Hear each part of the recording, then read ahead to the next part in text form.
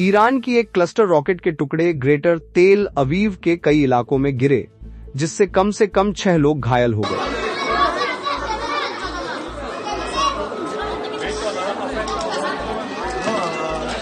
Reports के मुताबिक rocket के छर्रे शहर के करीब 16 अलग अलग जगहों पर गिरे, जिसके बाद इलाके में अफरा तफरी मच गई। ईरान से सामने आए वीडियो में तेल रिफाइनरियों के पास भीषण आग और धुएं के गुबार दिखाई दे रहे हैं। रिपोर्ट्स के मुताबिक ये हमले इजराइल की एयर स्ट्राइक के बाद हुए हैं।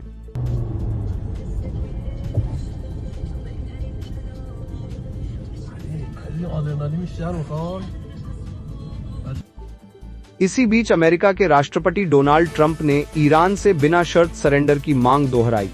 ट्रंप ने कहा, अनकंडीशनल मतलब अनकंडीशनल जब ईरान लड़ने की ताकत खो दे या हार मान ले।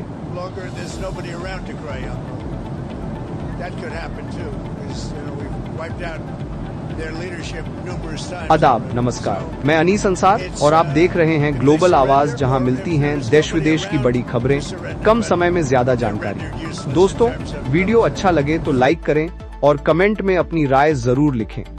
बढ़ते हैं अगली खबर की तरफ। अमेरिकी राष्ट्रपति डोनाल्ड ट्रंप ने बड़ा दावा करते हुए कहा कि ईरान की सेना, नौसेना और कम्युनिकेशन सिस्टम लगभग खत्म हो चुके हैं।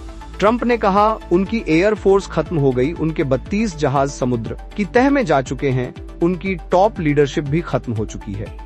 हालांकि ट्रंप ने तंज करते हुए यह भी कहा, फिर भी किसी तरह वो अभी भी लड़ रहे हैं और अच्छा कर रहे हैं। अगली खबर देखिए। रिपोर्ट्स के मुताबिक इस समय ईरान की कई मिसाइलें इजराइल तक पहुंचती हुई दिखाई दे रही हैं। लेकिन इजराइल में लोगों को चेतावनी दी गई है कि अगर वे मिसाइल हमलों के असर की वीडियो रिकॉर्ड करेंगे या शेयर करेंगे तो उन पर कानूनी कार्रवाई हो सकती है।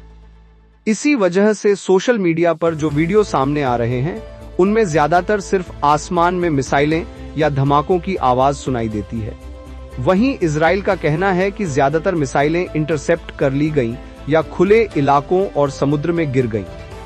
हालांकि स्थानीय लोगों के दावों के मुताबिक कई मिसाइलें हर हमले की लहर में अपने निशाने तक भी पहुंच रही हैं। वहीं दूसरी तरफ रिपोर्ट्स के मुताबिक सऊदी अरब ने ईरान को साफ चेतावनी दी है कि अगर ईरान ने सऊदी अरब या उसके ऊर्जा ठिकानों पर हमले जारी रखे तो रियाद भी जवाबी कार्रवाई कर सकता है। बताया जा रहा है कि सऊदी अरब ने यह भी संकेत दिया है कि जरूरत पड़ने पर वह अमेरिका के साथ मिलकर सैन्य कार्रवाई में शामिल हो सकता है। हालांकि सऊदी अरब ने साथ ही यह भी कहा है कि वह पहले कूटनीतिक समाधान चाहता है और युद्ध को और बढ़ाना नहीं चाहता। लेकिन अगर सऊदी की जमीन या उसकी ऑयल और ऊर्जा सुविधाओं पर हमला हुआ तो रियाद के जवाबी कदम पूरे मिडिल ईस्ट को और बड़ी जंग की तरफ धकेल सकते हैं। अगली खबर देखिए। ईरान की इस्लामिक रिवॉल्यूशनरी गार्ड कोर यानी IRGC का दावा है कि ईरान की सेना कम से कम 6 महीने तक चलने वाले भीषण युद्ध के लिए तैयार है। IRGC के प्रवक्ता अली मोहम्मद नैनी के मुताबिक अब तक ईरान अमेरिका और इजराइल के 200 से ज्यादा ठिकानों को निशाना बना चुका है। ईरान का यह भी कहना है कि अब तक ज्यादातर पहली और दूसरी पीढ़ी की मिसाइलों का इस्तेमाल किया गया है, लेकिन युद्ध के अगले चरण में ज्यादा एडवांस और लंबी दूरी की मिसाइलें इस्तेमाल की जा सकती हैं।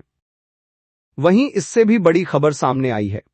ईरान की सुप्रीम नेशनल सिक्योरिटी काउंसिल के प्रमुख अली लारिजानी ने दावा किया है कि कई अमेरिकी सैनिक ईरान की कैद में हैं। उन्होंने कहा कि अमेरिका इन सैनिकों को मारा गया बता रहा है, लेकिन सच्चाई ज्यादा देर छिप नहीं पाएगी। हालांकि इस दावे पर अभी तक अमेरिका की तरफ से कोई आधिकारिक प्रतिक्रिया सामने नहीं आई है। इसी बीच अमेरिकी राष्ट्रपति डोनाल्ड ट्रंप ने डोवर एयरफोर्स बेस पर ईरान के साथ युद्ध में मारे गए 6 अमेरिकी सैनिकों के परिवारों से मुलाकात की। यानी इस जंग की कीमत अब दोनों तरफ से चुकाई जा रही है। उधर एक और बड़ा मोर्चा खुलने की खबर सामने आई है।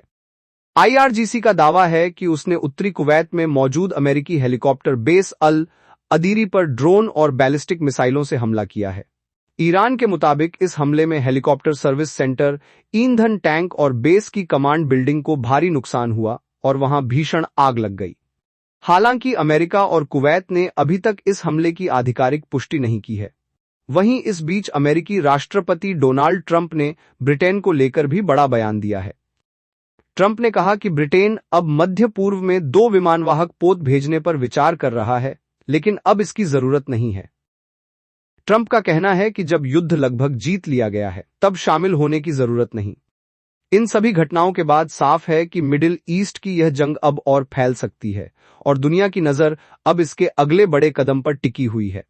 अगर आपको हमारा काम अच्छा लगा हो तो चैनल को सब्सक्राइब करें और बेल आइकन दबाना न भूलें ताकि हर सच्ची खबर सबसे पहले आप तक पहुंचे। खुश रहिए, अपना ख्याल रखिए। जय हिंद।